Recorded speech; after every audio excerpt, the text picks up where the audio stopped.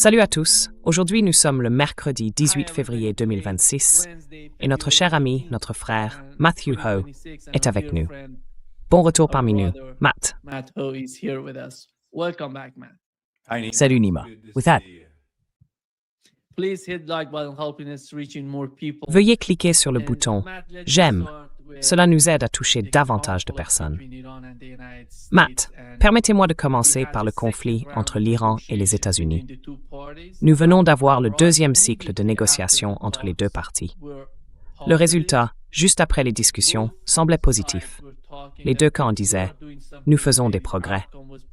Mais avec le temps, on peut voir que les États-Unis se sont en quelque sorte éloignés de cette compréhension initiale des négociations. Et aujourd'hui, Donald Trump lance littéralement un ultimatum contre l'Iran. Vous devez démanteler l'ensemble du programme nucléaire ou faire face à d'autres options.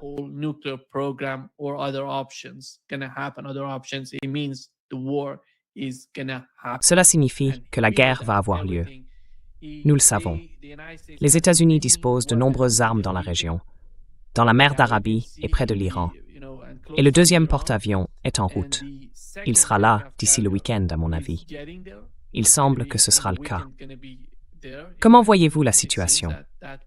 Allons-nous assister à une nouvelle guerre? Vous faites partie des rares personnes à avoir connu la guerre au Moyen-Orient, à connaître la situation, à comprendre l'ampleur d'un conflit s'il éclate. Quelle est votre analyse?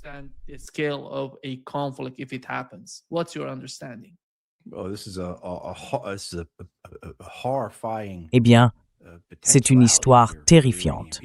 Le potentiel qui se présente ici pour le peuple iranien est un cauchemar qui se dresse juste devant lui. Je veux dire, il n'y a aucun moyen de décrire cette guerre autrement que comme un cauchemar, un spectacle d'horreur pour le peuple iranien. Peu importe les performances de l'armée iranienne, peu importe le nombre de frappes que les missiles balistiques iraniens infligent aux bases aériennes, aux bunkers ou aux immeubles israéliens, ou même si les Iraniens parviennent à couler un navire américain, ou, vous savez, même s'ils coulent un porte-avions, deux porte-avions, la réalité pour le peuple iranien restera un cauchemar.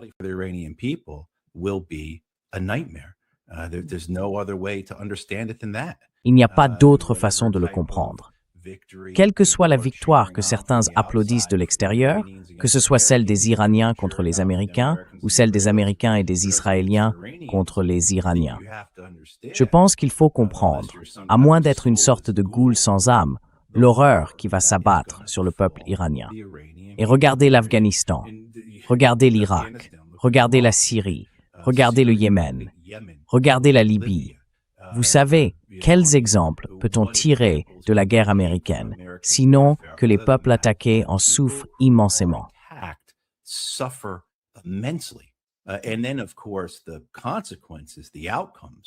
Et puis, bien sûr, les conséquences, les résultats, imprévisibles, contre-productifs. Vous savez, c'est ce qu'on appelle le contre-coup. Je veux dire, choisissez celui que vous voulez. Vous voulez examiner l'Afghanistan comme étude de cas, l'Irak comme étude de cas, la Syrie comme étude de cas, la Libye comme étude de cas. Lequel voulez-vous analyser? Je peux en fournir d'autres, n'est-ce pas? Les populations vont souffrir et le résultat est incertain. Nous avons d'ailleurs vu, au cours des dernières 24 heures, l'arrivée dans la région de plusieurs dizaines d'avions de chasse américains supplémentaires.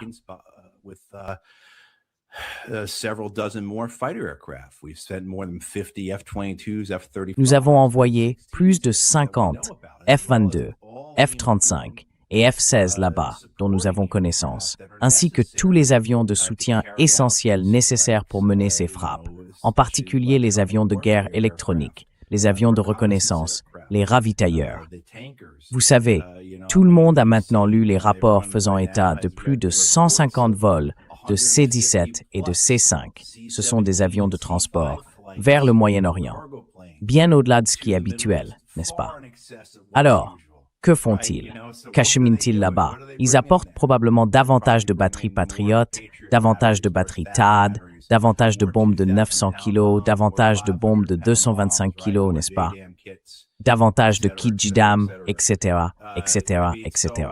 Je veux dire, à ce stade, là où nous en sommes, là où nous nous engageons maintenant, nous, la société dans son ensemble, le monde. Il y a toutes sortes de possibilités quant à la tournure que ça peut prendre.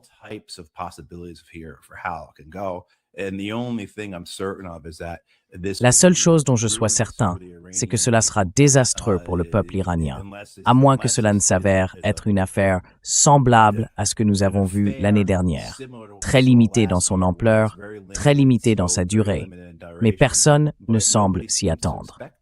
Et d'où que viennent les informations, quelle qu'en soit la source, qu'elle soit iranienne, israélienne ou américaine, tout le monde s'attend à une guerre très grave et durable.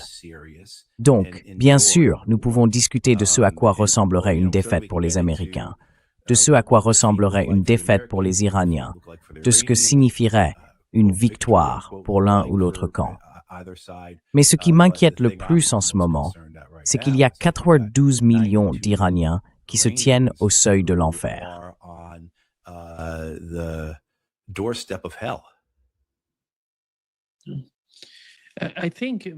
Je pense, Matt, qu'il est très difficile de décider qui va gagner la guerre. Parce que la guerre ne consiste pas à gagner, mais à perdre. Tous les camps vont perdre, à mon avis. Il n'y a pas de vainqueur dans une guerre, quelle qu'elle soit, parce que tout le monde souffre. Mais penses-tu que si l'on suppose que l'objectif final est le programme nucléaire iranien, je ne vois pas en quoi cela changerait quoi que ce soit. Cette guerre ne va pas modifier le programme nucléaire de l'Iran. Alors, de quoi s'agit-il vraiment? Est-ce encore une question d'Israël? Ou s'agit-il réellement du programme nucléaire iranien? Parce que si c'est à propos d'Israël, il n'y a pas d'autre issue.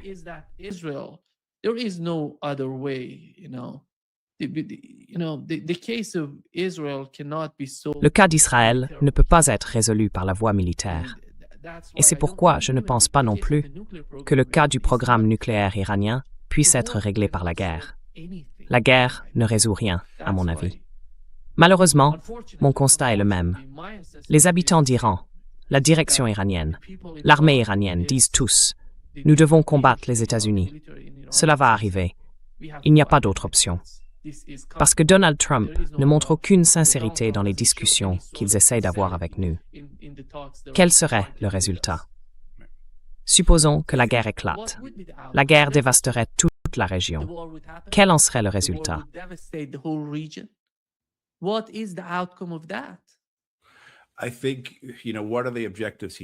Je pense que, vous savez, quels sont les objectifs ici pour chaque camp.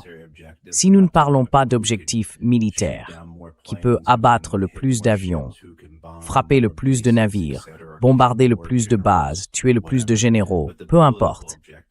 Alors les objectifs politiques sont ce qui prime. La seule chose qui compte vraiment pour notre discussion, selon la perspective que nous avons, à l'altitude à laquelle nous observons tout cela, c'est bien cela qui importe. Quels sont les objectifs politiques ici? Et cela est lié aux objectifs stratégiques. Pour les Américains et les Israéliens, l'objectif est un changement de régime.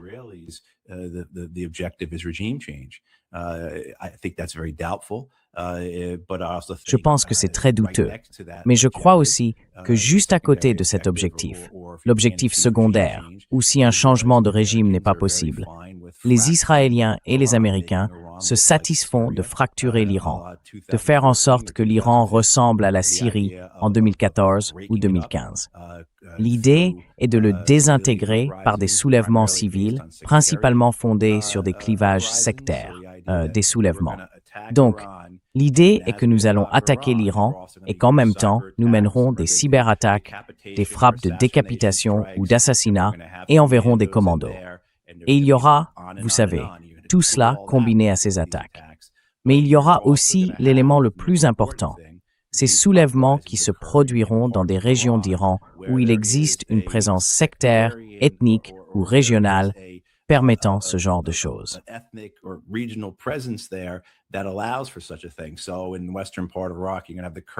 Ainsi, dans la partie occidentale de l'Iran, les Kurdes vont tenter de se soulever. Dans la partie orientale, ce seront les Baloutches. Sur la côte du Golfe, il y aura la population arabe sunnite. Avec un peu de chance, elle se soulèvera aussi. Et cette idée qu'ils commenceront tous à combattre le gouvernement central, ils finiront bien sûr par se battre entre eux, mais c'est encore mieux, car plus il y a de chaos, plus il y a d'instabilité, plus les Iraniens s'entretuent, mieux c'est. Cela me rappelle les commentaires du gouvernement américain pendant la guerre Iran-Irak, quelque chose comme « le meilleur scénario serait que le dernier Irakien tue le dernier Iranien ».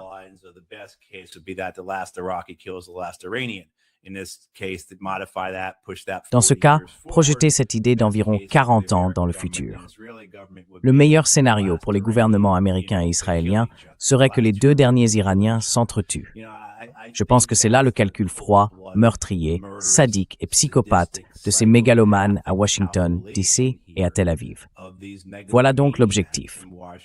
L'armée américaine peut-elle réaliser cela avec l'armée israélienne? Je ne le pense pas.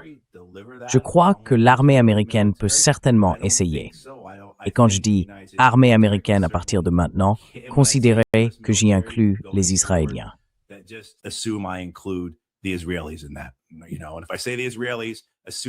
Et si je dis les Israéliens, supposez que j'inclus les Américains là-dedans, car ils agissent ensemble.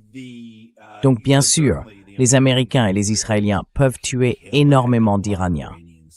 Ils peuvent faire exploser énormément de choses, n'est-ce pas? Ils peuvent détruire beaucoup d'infrastructures. Mais peuvent-ils gagner une campagne? Il y a de nombreuses raisons de penser que non. L'une d'elles est simplement l'histoire de l'armée américaine au cours des dernières décennies. On peut contrebalancer cela par les succès que les Israéliens ont montrés au Liban, en Syrie et dans l'apaisement de la résistance irakienne. Les Américains y ont été fortement impliqués, n'est-ce pas? Je veux dire, on peut dire que les campagnes les plus récentes ont été plus efficaces, plus réussies pour les Israéliens et les Américains.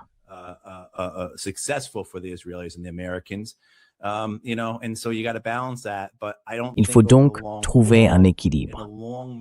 Mais je ne pense pas qu'à long terme, dans le cadre d'une campagne militaire prolongée reposant sur la machine de guerre américaine, avec la base industrielle des États-Unis derrière elle pour soutenir l'effort, fournir les ressources, maintenir les navires en mer, les avions en vol, les bombes à bord, produire suffisamment de missiles pour rester dans la bataille, et ainsi de suite. Je ne pense pas que l'armée américaine et le complexe militaro-industriel américain puissent y parvenir. Alors pour les Iraniens, à quoi ressemble la victoire? Les Iraniens n'ont qu'à tenir, n'est-ce pas? Le gouvernement iranien doit simplement rester debout. Et vous savez, qu'est-ce que cela implique alors? Et donc, nous revenons maintenant à nos premiers instants ici. Nous parlons de l'enfer dans lequel le peuple iranien est sur le point d'être plongé. Le gouvernement iranien pourrait survivre, mais combien d'Iraniens morts y aura-t-il? Le gouvernement pourrait survivre, mais il devra affronter quoi? Une guerre civile. Réprimer tous ces soulèvements sectaires? Tuer combien de ses propres citoyens pour y parvenir, n'est-ce pas? Je veux dire, d'accord. Disons que le gouvernement iranien tient encore debout. Allez-vous appeler cela une victoire? Au lendemain de quoi? Au lendemain de toute cette ruine, de toute cette destruction, de toute cette mort. Et puis troisièmement, ou plus probablement, il y a un résultat que nous ne prévoyons pas, que nous ne connaissons pas.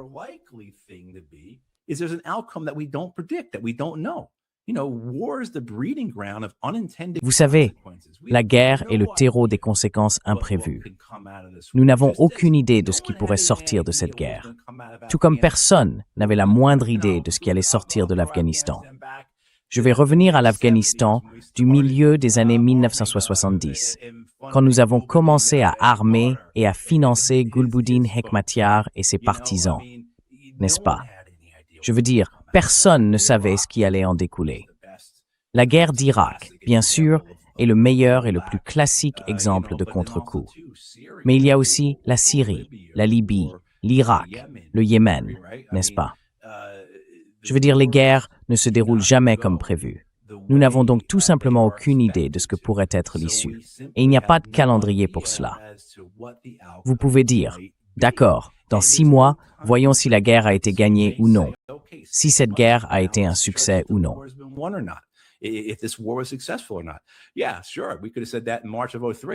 Oui, bien sûr.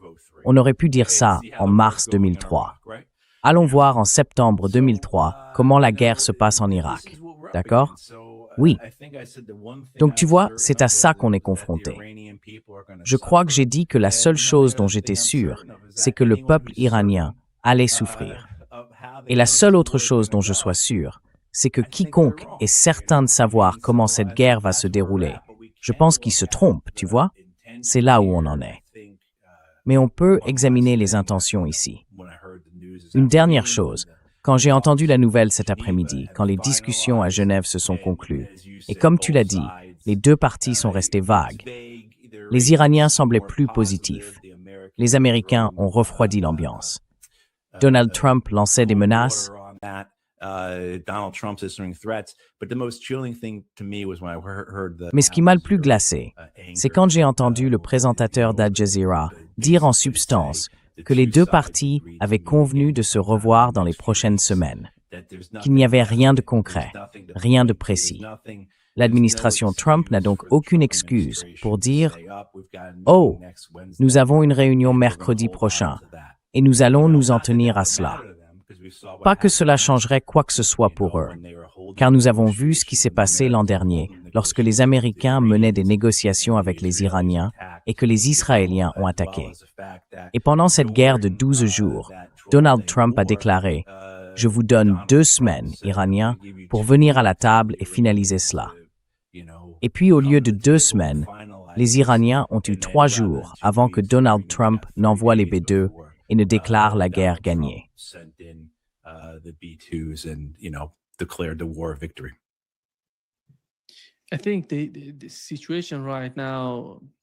Je pense que la situation actuelle est différente de ce qu'elle était lors du premier cycle de négociations avant la guerre de 12 jours. La différence, c'est que tout est prêt. Ils ont même enterré la plupart de ces installations sous terre, recouvertes d'une grande quantité de terre. Et cela montre à quel point la situation est grave. Vous savez, malgré les négociations, ils savent que la guerre approche. On voit les images, on voit la manière dont les médias iraniens en parlent. Et Matt, quels sont les objectifs d'Israël? Pense-t-il vraiment pouvoir les atteindre? Supposons que l'attaque ait lieu, la souffrance dont vous avez parlé. Est-ce que cela permettra à Israël d'obtenir ce qu'il veut atteindre?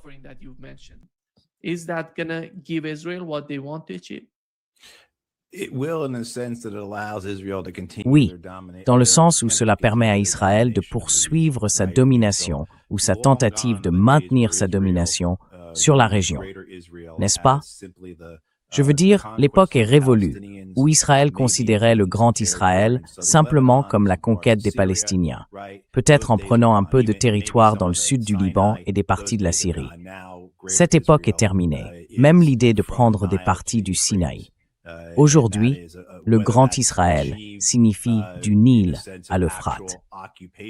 Et cela que ce soit par une occupation réelle et la saisie de territoire, ou par le fait que ces terres soient sous influence israélienne, un peu comme le sud de la Syrie aujourd'hui, où il n'y a pas de soldats syriens au sud de Damas, mais où la Syrie garde tout de même le contrôle.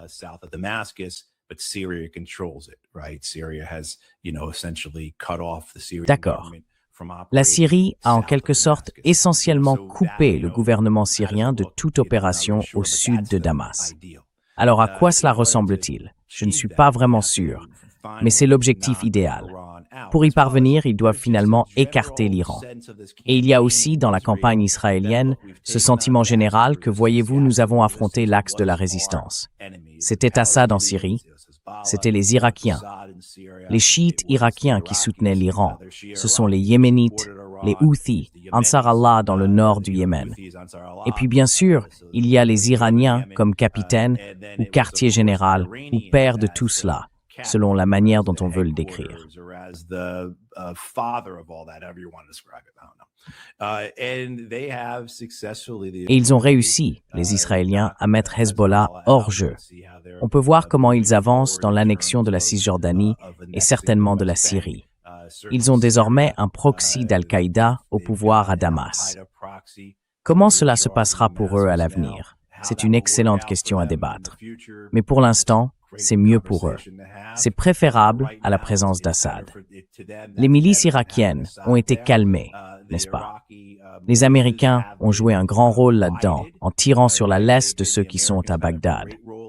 Si certains ne savent pas comment les Américains s'y prennent, c'est parce que la Réserve fédérale américaine encaisse tous les revenus pétroliers de l'Irak.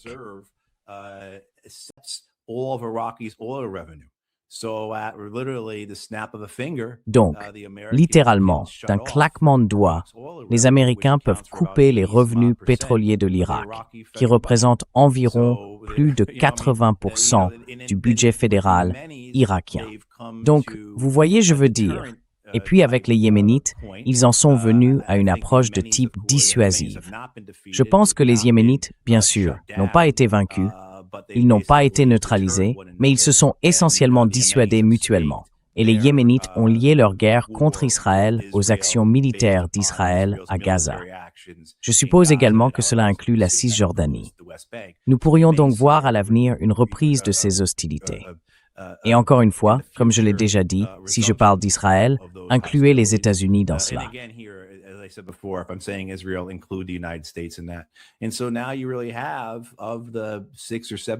Et donc, à présent, parmi les 6 ou 7 branches de l'axe, si l'on veut, les points de l'axe de la résistance, il ne reste vraiment que les Iraniens, avec, dans une certaine mesure, les Yéménites. Mais ce sont les Iraniens qui se dressent sur la route d'Israël dans sa volonté de dominer la région. On peut se demander, que font les Turcs? Que font les Égyptiens? Et les Saoudiens, les Émiratis? Les Turcs, c'est encore autre chose. Mais certainement, pour ce qui est des monarchies du Golfe, il existe une manière de vivre, n'est-ce pas? Une entente qui leur permet de collaborer avec les Israéliens, afin que les deux puissent agir dans le même espace.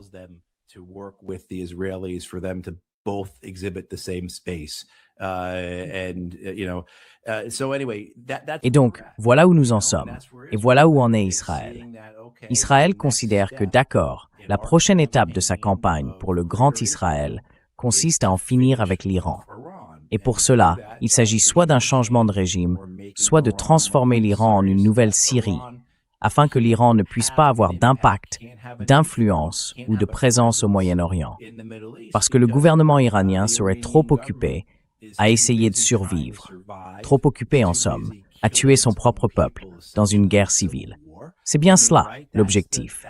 Et je pense que les Israéliens sont dans une position où ils peuvent encaisser, dans une certaine mesure, les attaques iraniennes. Tu as mentionné plus tôt que les Iraniens se préparaient à cette guerre. Les Israéliens, eux, le sont assurément.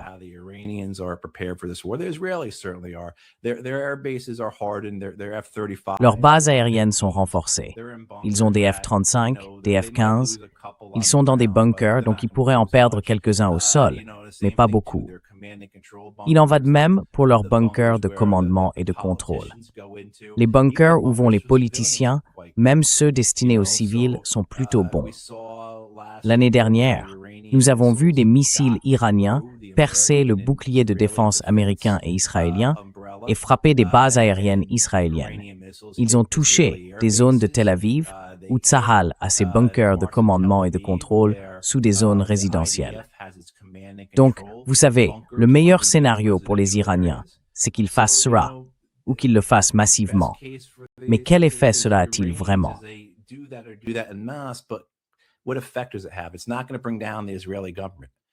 Cela ne fera pas tomber le gouvernement israélien, vous savez, et toute attaque contre Israël, aussi destructrice soit-elle, ne fera que renforcer le soutien du public israélien envers le gouvernement.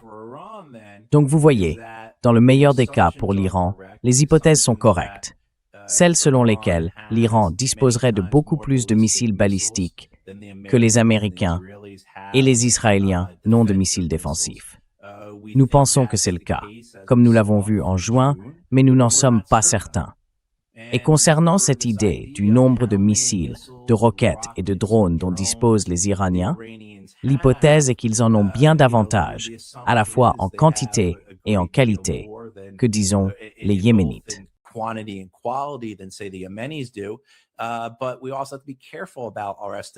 Mais nous devons aussi faire attention à nos estimations et à nos hypothèses. Parce que vous savez, si l'on remonte d'un an et demi, le discours constant était que le Hezbollah disposait de centaines de milliers de drones, de centaines de milliers de missiles et de roquettes. Et cela ne s'est tout simplement jamais concrétisé. N'est-ce pas? Je veux dire, nous devons être prudents dans nos arguments fondés sur les capacités et les moyens supposés de toutes ces forces, car nous n'en sommes pas totalement sûrs. Donc, le mieux que nous puissions faire, c'est d'examiner les exemples historiques, de voir ce que nous pouvons tirer des sources ouvertes, mais aussi de rester mesurés à ce sujet. Et vous savez, encore une fois, je dirais que la seule chose dont je sois certain, c'est que l'horreur s'est abattue sur le peuple iranien, et que le fait que certains soient certains de la tournure que prendra cette guerre, eh bien, je ne suis pas d'accord avec eux.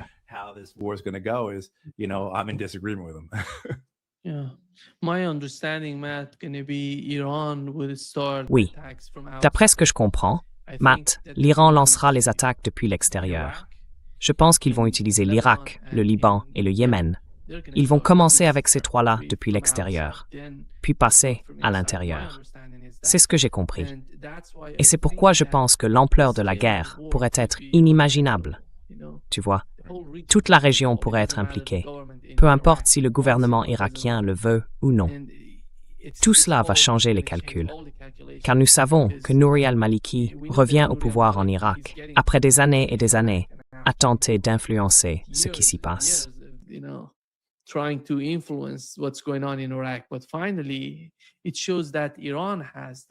Mais au final, cela montre que l'Iran détient l'avantage en Irak.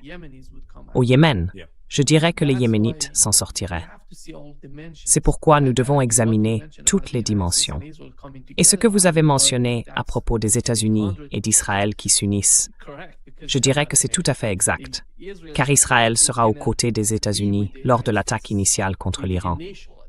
Et cela pose, à mon avis, un énorme problème pour tous les États arabes de la région. L'Arabie saoudite n'en veut pas. À mon avis, ils n'en veulent pas. Mais ils ne peuvent rien faire. Ils n'ont aucun pouvoir. C'est là le problème.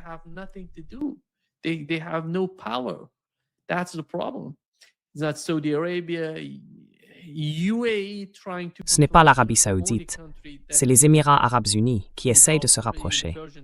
Le seul pays de la région du Golfe Persique qui soit proche d'Israël, ce sont les Émirats arabes unis. Les autres pays ont d'une certaine manière peur d'Israël. Ils savent que si l'Iran perd la partie, ils n'auront plus rien pour s'opposer à Israël. Comme vous l'avez mentionné, Israël va, à mon avis, dominer toute la région. Et il ne restera plus rien à faire pour ces pays. La Turquie, en revanche, va souffrir d'une énorme déstabilisation, non seulement à cause de l'Iran, mais aussi de la Syrie et de toute la région. Cela influencera également la situation en Turquie. Ce sont, à mon avis, des événements énormes, vraiment énormes, qui sont en train de se produire.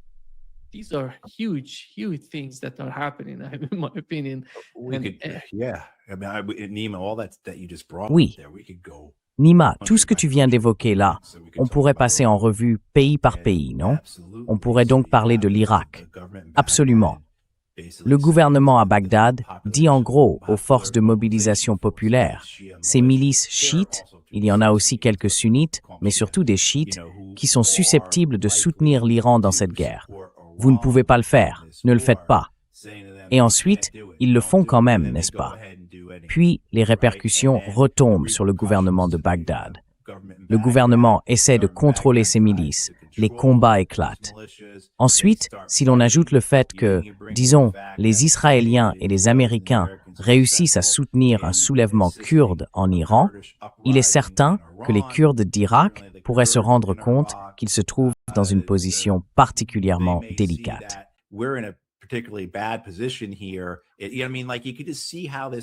Tu vois ce que je veux dire? On peut clairement voir comment cela, sa capacité à se propager et à croître de manière exponentielle pour devenir quelque chose de plus vaste, est bien présente. Je veux dire encore une fois, prenons pays par pays. Si les gens ont suivi les informations en provenance du Liban, Israël bombarde le Liban tous les jours. Il bombarde le Liban essentiellement depuis le prétendu cessez-le-feu de novembre 2024. Mais au cours des 2 derniers mois, les bombardements ont considérablement augmenté. Et l'idée, la réflexion derrière cela, c'est qu'il s'agit d'une préparation du champ de bataille au Liban en vue d'une guerre avec l'Iran. Les Israéliens essayent de faire tout ce qu'ils peuvent dans le sud du Liban pour neutraliser le Hezbollah, afin d'empêcher le Hezbollah de pouvoir participer à une guerre contre l'Iran.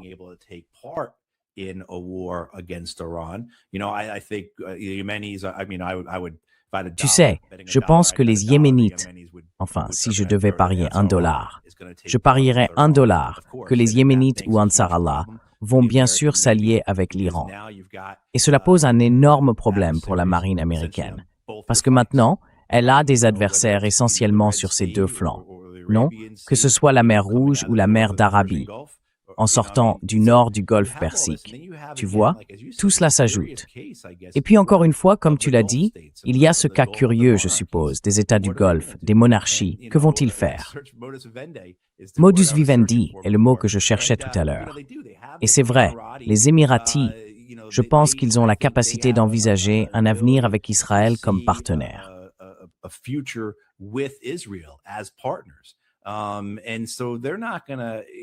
Donc ils ne vont pas, vous savez. Mais les Saoudiens, je pense, ont clairement fait comprendre aux Américains qu'ils ne pouvaient pas utiliser leurs bases aériennes en Arabie Saoudite. C'est pourquoi il me semble que la plupart des avions américains dans la région ont été déplacés en Jordanie. Vous savez, et les Jordaniens vont être les vassaux d'Israël que tout le monde sait qu'ils sont essentiellement. Vous avez raison. Je veux dire, si on examine point par point, c'est une situation vraiment complexe et dangereuse, avec les Turcs qui restent en marge de tout cela.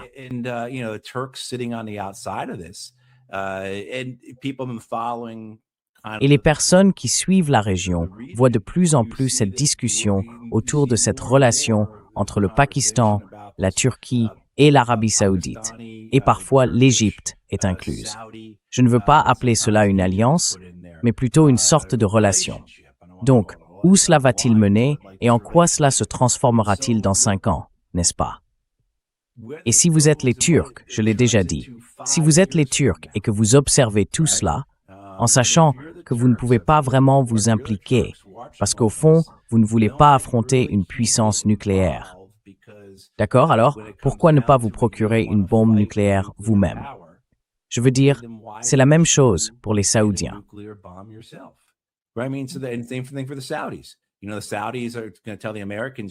Vous savez, les Saoudiens vont dire aux Américains, vous ne pouvez pas utiliser leurs bases aériennes.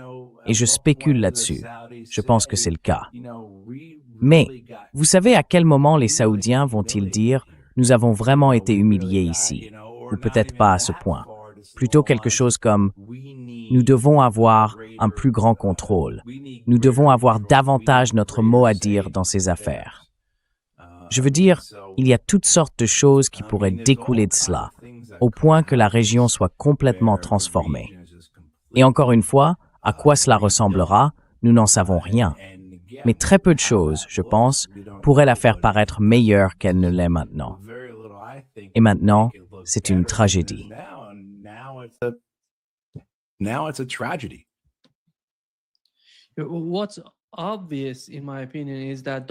Ce qui est évident, à mon avis, c'est que Donald Trump ne veut pas d'une guerre continue. Et cela, à mon avis, est en quelque sorte inimaginable.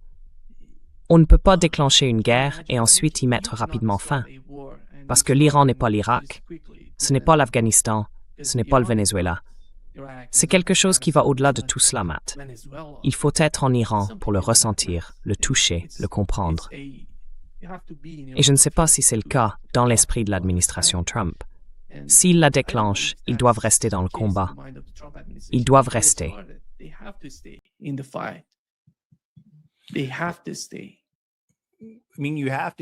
Je veux dire, il faut continuer. Si vous voulez atteindre votre objectif, encore une fois, qu'il s'agisse d'un changement de régime ou simplement d'une guerre civile, appelons cela ainsi, en Iran, vous devez continuer à remuer les choses. Il va falloir continuer à avancer. Mais c'est le contraire. À mon avis, ça ne va pas arriver. Oui, enfin, c'est bien là que nous en arrivons. D'abord, est-ce que l'armée des États-Unis peut maintenir cela? Ils vont unir les Iraniens, Matt. Oui, exactement. Sauf ceux qu'ils ont en gros récupérés, ou ceux qu'ils ont croisés en chemin, comme tu sais, les séparatistes kurdes. Tout comme il y a des séparatistes kurdes dans chaque pays où ils se trouvent.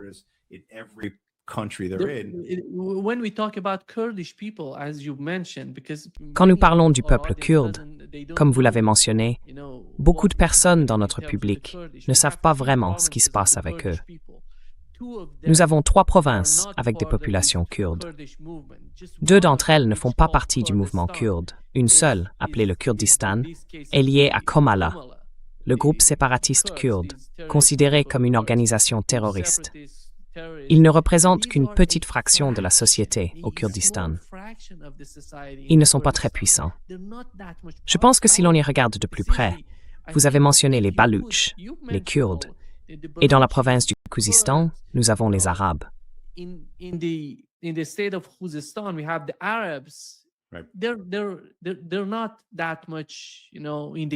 ne participent pas vraiment au jeu, le jeu de la séparation.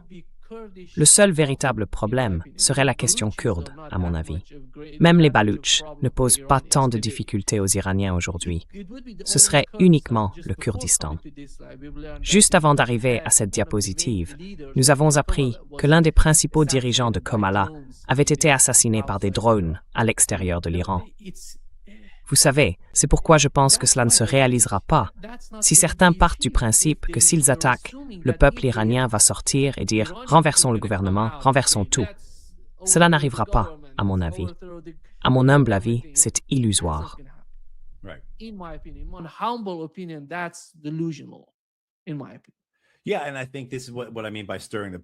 Oui, et je pense que c'est ce que je veux dire par jeter de l'huile sur le feu. Les Américains vont devoir faire tout ce qu'ils peuvent pour essayer de maintenir la situation, non? Donc tu veux bombarder plus de cibles pour inciter davantage de groupes à se manifester. Et tu sais, c'est comme ça. Je veux dire, ta compréhension de tout cela, Nima, dépasse de loin tout ce qui existe à Washington, D.C. Mais dans l'esprit de ceux qui sont à Washington, D.C., c'est l'espoir. Les gens comprennent ce que je veux dire. J'essaie d'expliquer comment eux le perçoivent, tel que je les comprends. Certainement pas comme moi je le vois. Mais cette idée que c'est possible et que c'est ce qu'on va faire et que si on peut y parvenir, tu vois, c'est...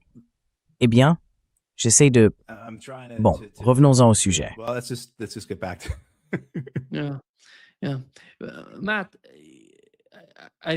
Oui. Matt, je pense qu'il faut que nous comprenions quel serait le rôle de la Russie et de la Chine dans ce cas. Tu as mentionné toutes les régions qui s'opposent les unes aux autres. Certaines avec les États-Unis et Israël, d'autres avec l'Iran, et d'autres encore au milieu. Elles ne veulent pas en faire partie, mais elles seront fortement influencées et dévastées par la guerre. Mais où vois-tu la Russie et la Chine là-dedans? Dans l'ensemble du scénario. Je veux dire, elles n'entreront pas en guerre.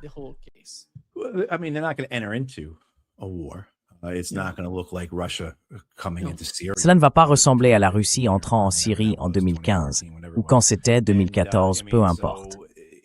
Je pense que ce sera une continuation du soutien politique, du soutien diplomatique, du soutien matériel là où ils le peuvent, et bien sûr du soutien en matière de renseignement là où ils le peuvent.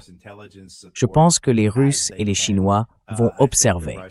Ils veulent apprendre comment combattre les Américains à l'avenir. Ce sera une occasion pour eux. Mais je pense que le point le plus important pour les Russes et les Chinois, c'est cette idée qu'ils regardent soit un allié, soit un partenaire commercial important, ou quelle que soit la manière dont ils veulent décrire ces relations, se faire attaquer et qu'ils ne peuvent rien y faire. Et bien sûr, comme je l'ai dit, il y a des choses qu'ils peuvent faire, mais rien de vraiment significatif.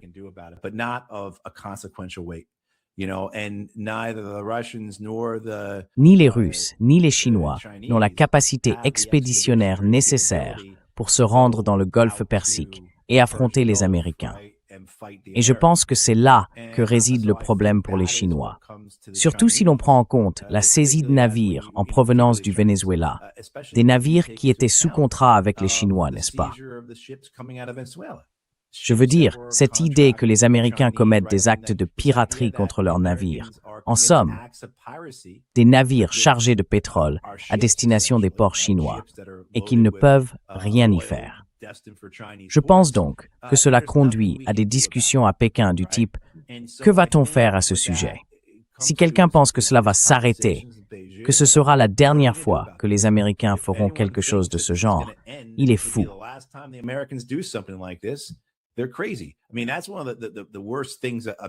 Je veux dire, c'est l'un des pires aspects de l'enlèvement de Maduro. À quel point cela a probablement enhardi Donald Trump, J.D. Vance, Pete Hegseth, Marco Rubio et tous les autres criminels, non? Cette idée de « wow, nous sommes inarrêtables ». La confiance que cela leur a inspiré. Oublions le fait qu'il y a un an, les Houthis chassaient notre marine de la mer Rouge. Oublions cela, d'accord? Mais vous savez, cette idée que nous pourrions faire cela si facilement. Vous voyez, je veux dire, les Chinois et les Russes, mais je pense surtout les Chinois, doivent comprendre cela comme un point d'inflexion pour eux, en termes de la manière dont ils veulent avancer, avec la compréhension que les États-Unis ne vont pas s'arrêter. Et quelles capacités doivent-ils introduire pour pouvoir remettre cela en question?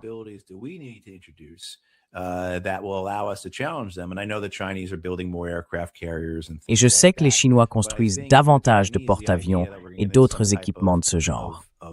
Mais je pense que, pour les Chinois, l'idée que nous allions nous retrouver dans une sorte de situation à la bataille de Midway avec les Américains, ce n'est pas du tout ce à quoi ils pensent. Je crois que les Chinois cherchent plutôt des alternatives pour rendre de telles choses impossibles à l'avenir. Et maintenant, nous commençons à parler de la réorganisation du monde monétaire et économique, n'est-ce pas? De la promotion d'alternatives au système américain, afin que les conséquences pour les Américains, s'ils entreprenaient de telles actions, soient catastrophiques. Les Américains se retrouveraient en dehors d'un ordre commercial international, un ordre économique ou monétaire international, qui, par exemple, dévaluerait la monnaie, dévaluerait le dollar américain.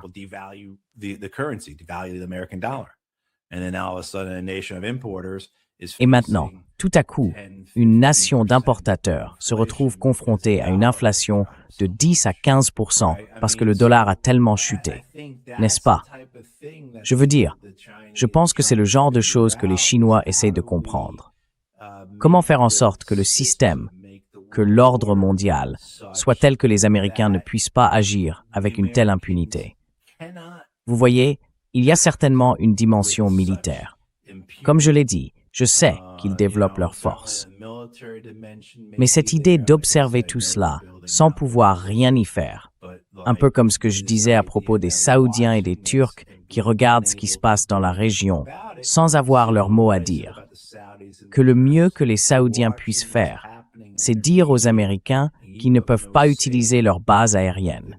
Et je ne suis même pas totalement sûr de cela. Vous voyez? Je veux dire, les Turcs ont déjà connu ce genre de situation, non?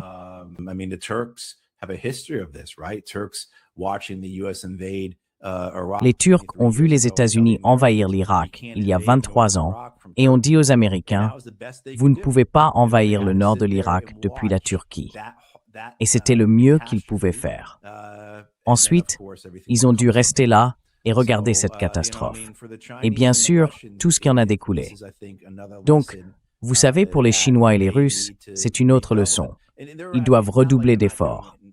Je veux dire, ce n'est pas comme s'ils ne faisaient rien, mais l'urgence de leur projet de refonte de l'ordre mondial doit suivre une voie plus rapide.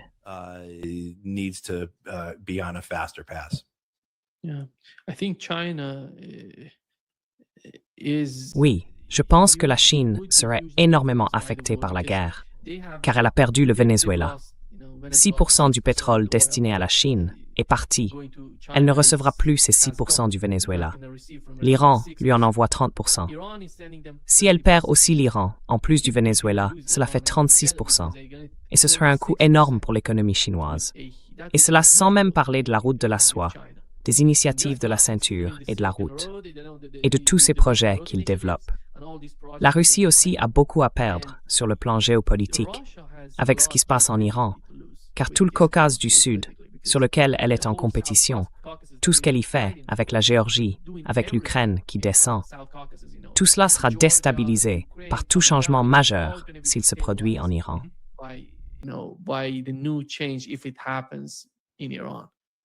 Et ce sont, à mon avis, des enjeux majeurs.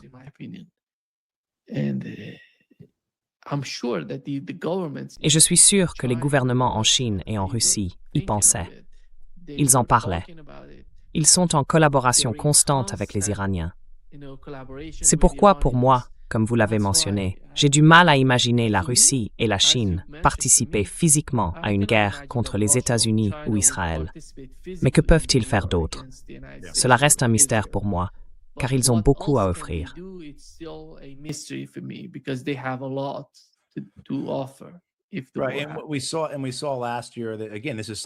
Et nous avons vu l'année dernière que, encore une fois, les gens s'étaient trompés à ce sujet. Il y avait cette idée selon laquelle il existait une coopération militaire irano-russe considérable, mais ce n'était tout simplement pas le cas. Donc, l'idée que cela se soit intensifié au cours de l'année écoulée, c'est possible. Mais, vous savez, supposons que les Russes aient vendu ou fourni des missiles de défense aérienne S-400 aux Iraniens. Il faut beaucoup de temps pour les intégrer à votre système. Il faut beaucoup de temps pour former votre personnel, pour les installer, pour construire le réseau de défense aérienne autour d'eux. Donc même s'il y avait eu un changement à ce niveau, je ne sais pas si cela aurait de l'importance à ce stade.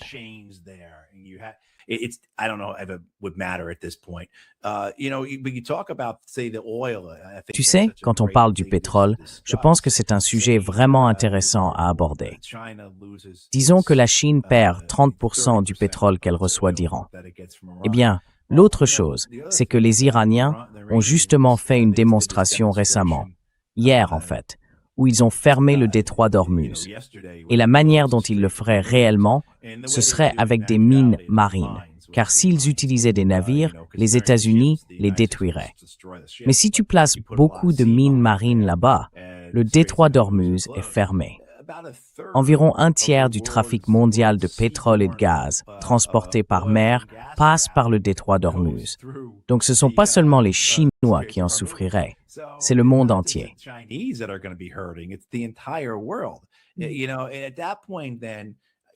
Tu sais, à ce stade, est-ce qu'on commence à voir des choses comme la marine chinoise en pleine expansion se montrer davantage?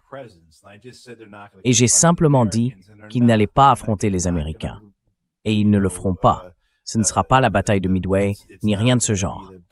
Mais cette idée que la marine chinoise commence à aider les Russes à escorter leurs pétroliers, cette flotte fantôme ou flotte de l'ombre, ou peu importe comment ils l'appellent, tu vois, on commence à voir ces 1500 ou 2000 navires, ou quel que soit le chiffre avancé par le Wall Street Journal.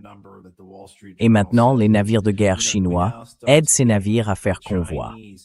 Je veux dire, que se passe-t-il quand quelque chose se produit réellement, hein?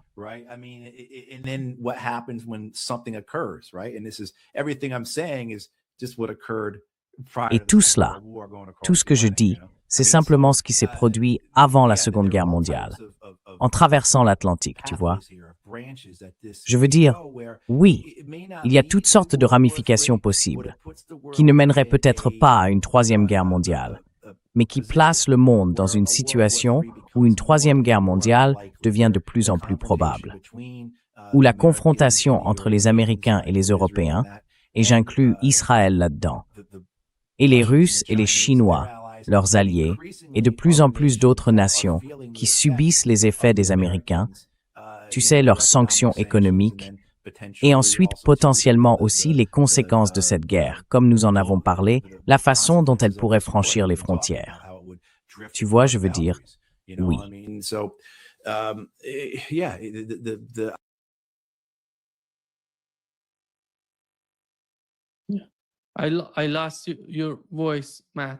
J'ai perdu ta voix, Matt. On dirait que ton micro est coupé. ton micro est coupé. Tu peux appuyer sur le bouton juste en dessous. On dirait que ton micro... Oui, te revoilà. Te revoilà.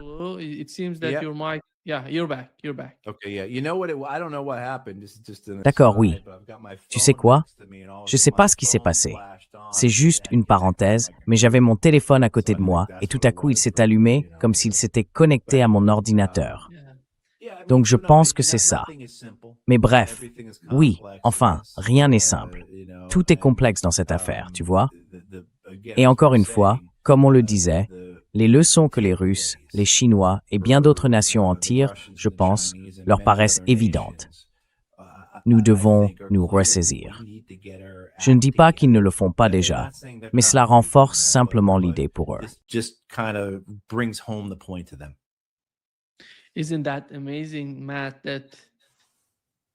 N'est-ce pas incroyable, Matt, que Netanyahou, qui n'est même pas si populaire en Israël, ait réussi à amener cette situation à l'échelle mondiale? Et nous parlons de changements, d'affrontements et de guerres énormes, colossaux, qui se produisent à cause d'Israël. 9 millions de personnes, n'est-ce pas?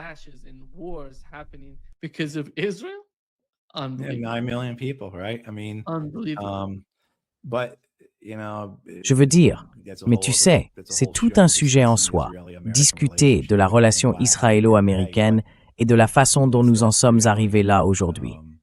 Mais oui, c'est la réalité.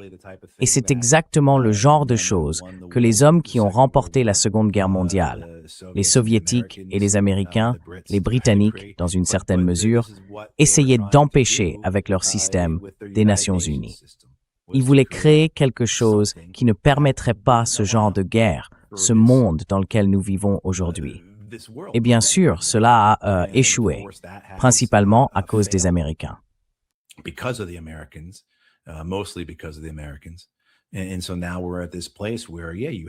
Et donc, nous en sommes maintenant à ce point où, oui, il y a toutes ces possibilités, toutes ces conditions qui peuvent éclore en des choses inimaginables. Mais elles deviennent une réalité parce que nous les rendons réelles. Et oui, comme je le disais, cette idée du convoi de la marine chinoise escortant des pétroliers russes, c'est tellement exaspérant parce que je pense que les gens voient que les Russes disent maintenant « Hey, nous allons commencer à saisir ». Ils ne l'ont pas dit explicitement, mais ils ont indiqué qu'ils envisageaient qu'il pourrait être nécessaire de saisir des navires européens. Vous voyez où ça nous mène-t-il?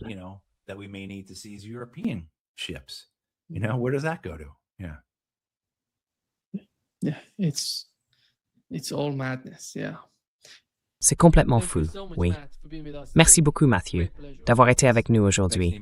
Un grand plaisir, comme toujours. Merci, Nimal Khorshid.